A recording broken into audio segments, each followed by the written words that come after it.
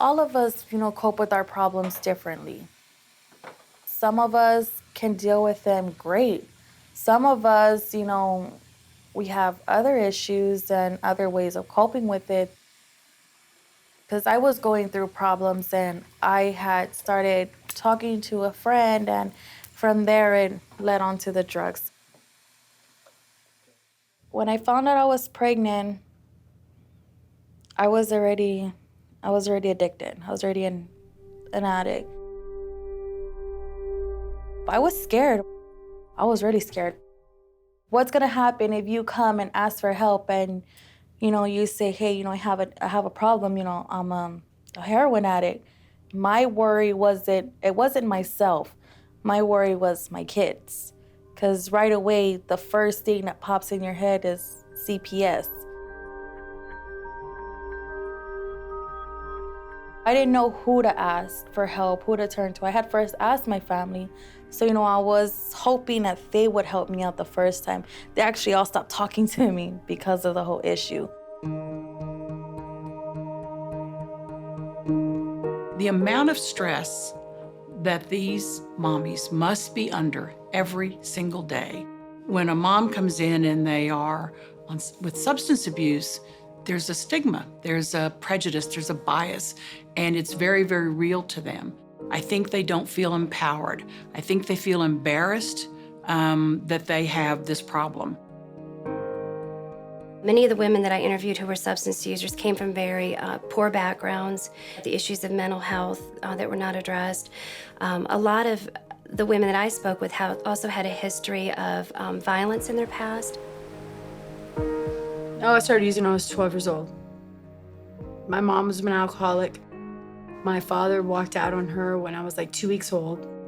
Her boyfriends molested me and did things with me, and so I just turned to drugs. When I was about 30, I started doing methadone, but then I'd always relapse and go back to heroin. And I guess it was just because I really wasn't ready to quit. I wanted to die. I was like, oh no, I can't be pregnant. I can't be pregnant. No, I'm 38 years old. I can't be pregnant. With losing 3 other children to the Child Protective Services, they wanted to take Sadie's as well. I just was to the point that I was tired of being tired of being tired of being tired of being tired. I went and I talked to Miss B, and she's like, Dawn, maybe this is, you're enlightening. What we try and focus with the mom is helping them understand that if she is doing everything that she needs to do to move forward in her recovery, then she's okay. She's going to be okay. When I was 15 years old, I tried heroin for the first time because it was just on weekends. I said, oh no, I just go and party. I'm not hooked, I don't do anything. And then I started selling drugs, and I had it all the time, so my addiction grew. I got pregnant at 16, and I didn't know what to do. When I was pregnant with her, I stopped using. After I had my daughter, about 5 months later, I started using again. When I found out I was pregnant with my son, I didn't want to get it to the doctor, because their attitude, not everybody, but those few doctors give all the doctors a bad look. With the medical community, with the legal community, there is so much judgment and personal bias placed on women that use substances that are battling addiction. Specifically in the Latino community here in San Antonio, it is a huge issue. There is a significant amount of judgment. Oh, okay, that one. Doctors and some people that don't have a lot of knowledge with the methadone, they look down on heroin addicts, and I'm telling them, I may be an addict, but I'm still a person. I'm still a human being. I had an experience, though, with one of the nurses, and it really bothered me because she called my son a drug baby. And I got mad, and I said, he's not a drug baby. His name is Alexander, because I feel like when there's kids that are sick out there that got the flu, they got pneumonia, they got a stomach virus, they're not labeled the pneumonia baby, the flu baby. He's a baby that's sick. He needs extra help, but he's a baby named Alexander. He's not no drug baby.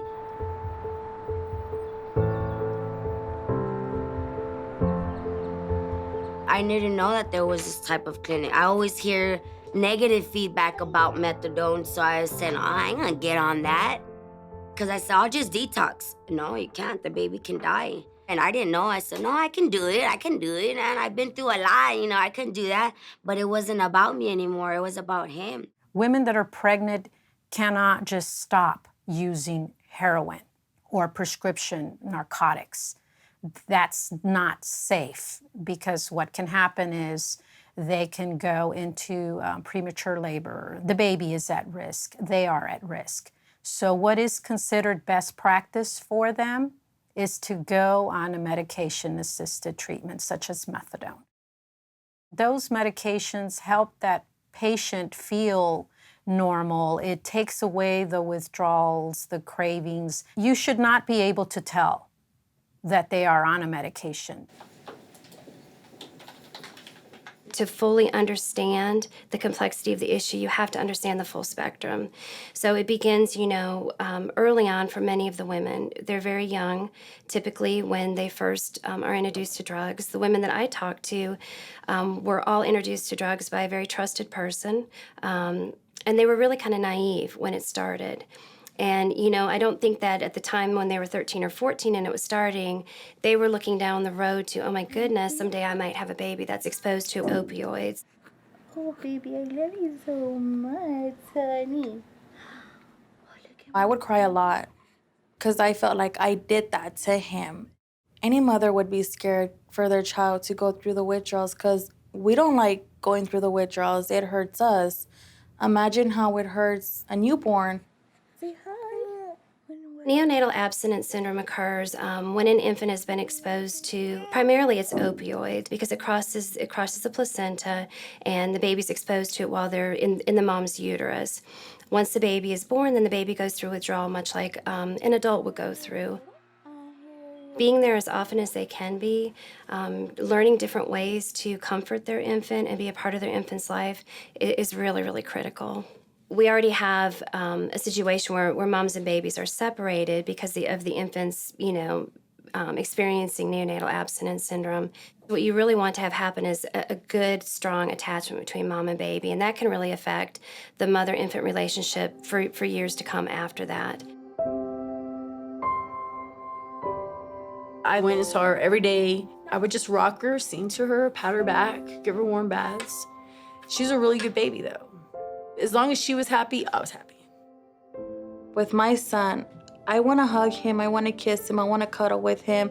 And at times he doesn't like that. No matter what I tried to do, he wouldn't calm down until I would swaddle him up and lay him aside, give him his pacifier. Once he was out of my arms, in his swing, he would calm down. The most important part is making them powerful with information. So when they come to the NICU, they're fully prepared for what they might see, but they're also fully prepared to ask questions if something is different. We didn't actually go home until she was like 9 months old. So we were in school, we were in class together all the time. So many classes. I learned a lot in there. I learned coping skills, I learned parenting skills, I learned relapse prevention. I mean, there was NA groups, there was AA groups. They have all of those resources.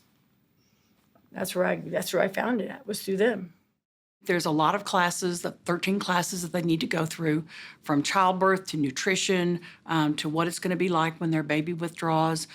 We have all kinds of experts from our hospital that comes and talks to them about what they need to know, how they need to prepare, and what they can expect. The work belongs to them. The hard work does belong to them, but we need to provide them the resources to help them succeed, and I think that's what this program does. I've never came across a place that has so much to offer. It got me out of the guilt stage, just knowing that, yeah, he was there and he was sick, but that he was gonna get better and that one day he'll be out of there, So that's what helped me to get by and just stay strong. Once I accepted where I was in my life, I was able to move to the next step.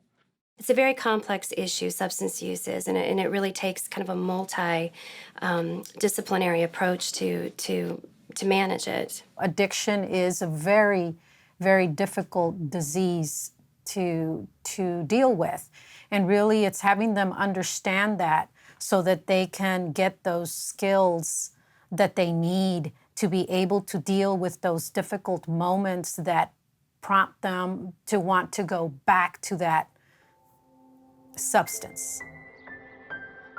Don't put the baby through it. It's not the baby's fault. There's programs out there, there's help out there. You just have to want it. Miss B is like, Dawn, just do what you're doing and they won't take her. You know, just stay strong, stay in the program, learn your coping skills and everything will be okay. And I said, all right, and it worked. And it's still working for me today. Don't be afraid to seek out that help. It's going to be a tough road. It's going to be a lot of work, but it's possible. People do it every day and are able to become successful, productive members of society. But more than anything else, for those that are parents, you know, so that you can be there for your children. I almost cried when I left the hospital. You grow feelings for the nurses there. They were with me through the whole journey. I love what they do in life. You know, working with babies like that, that's what I want to do now. I can relate to those mothers that are going through what I went through. So that's what I'm going to start doing now, is going back to school for that, to be a nurse like them. Life is great. I have a job. We have a place to live. We got our own transportation. And I never thought I would have all that, you know, to say that, well, we achieved it. On. When I started, I had a prejudice and a pretty strong bias about these mommies, and I don't see it that way anymore. I see that these are women who are struggling with a problem, substance abuse, and they're pregnant and they need help. We've had so many cases where mom is doing what she needs to do, and eventually the case is closed. One mom that I talked to said she never ever misses a NICU reunion. They go back every single year to visit that one particular nurse that was so meaningful to them.